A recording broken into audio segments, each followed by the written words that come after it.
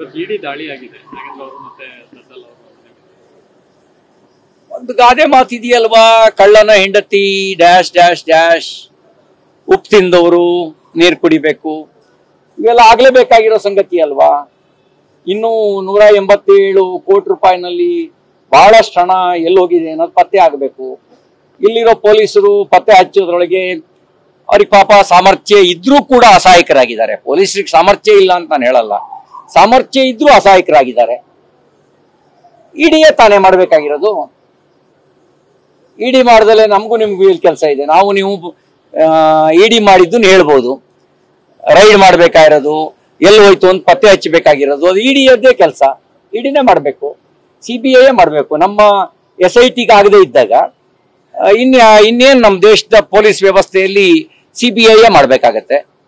ಅಂತಾರಾಜ್ಯ ವ್ಯಾಪ್ತಿನೂ ಒಳಗೊಂಡಿರೋದ್ರಿಂದ CBI ಮಾಡಬೇಕಾಗತ್ತೆ. ಇದು ಯಾವುದೋ ಲೋಕಲ್ ಪಾಕಲ್ ಆಗಿದ್ರೆ ನಮ್ಮ SIT ಮಾಡ್ಕೊಂಡ್ ಬಂದ್ಬಿಡೋರು.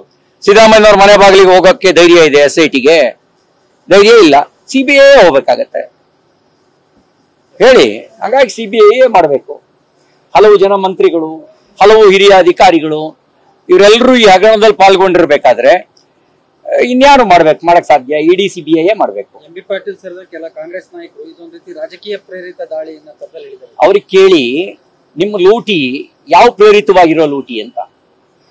187 ಕೋಟಿ ರೂಪಾಯಿನ ಲೂಟಿ ಯಾವ ಪ್ರೇರಣೆ? ರಾಹುಲ್ ಗಾಂಧಿ ಪ್ರೇರಣೆನಾ?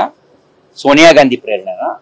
ಅಥವಾ ಕಾಂಗ್ರೆಸ್ ಹಗರಣದಿಂದಲೇ ಪ್ರೇರಣೆ ಪಡೆದಿದ್ದೀರಾ? ಕಾಂಗ್ರೆಸ್ ಕಾಲದಲ್ಲಿ A to Z, A ಇಂದ Z ವರೆಗೆ ಆಲ್ಫಾಬೆಟಿಕಲಿ ಎಷ್ಟು ಅಕ್ಷರಗಳಿದಾವೆ ಅಷ್ಟೂ ಹಗರಣಗಳು ಕಾಂಗ್ರೆಸ್ ಅದನ್ನ ಮೀರಿದ ಹಗರಣಗಳನ್ನು ಮಾಡಿದೆ. MB ಪಾಟೀಲ್ ರೇ ಯಾವ್ದ್ರಿಂದ ಪ್ರೇರಣೆ ಪಡೆದ್ರಿ? ಬಸವಣ್ಣವ್ರು ಇಂಥವನ್ನೆಲ್ಲ ಹೇಳ್ಕೊಟ್ಟಿಲ್ಲ. ಬಸವಣ್ಣವ್ರು ಇಂಥದಕ್ಕೆ ವಿರುದ್ಧವಾಗಿದ್ರು. ಬಸವಣ್ಣನ ಅನುಯಾಯಿಯಾಗಿ ನೀವು ನಿಮ್ಮ ಪಕ್ಷ ಇಂಥದಕ್ಕೆಲ್ಲ ಸಮರ್ಥನೆ ಮಾಡಬಾರ್ದು, ನೀವು ಸಮರ್ಥನೆ ಮಾಡಬಾರ್ದು.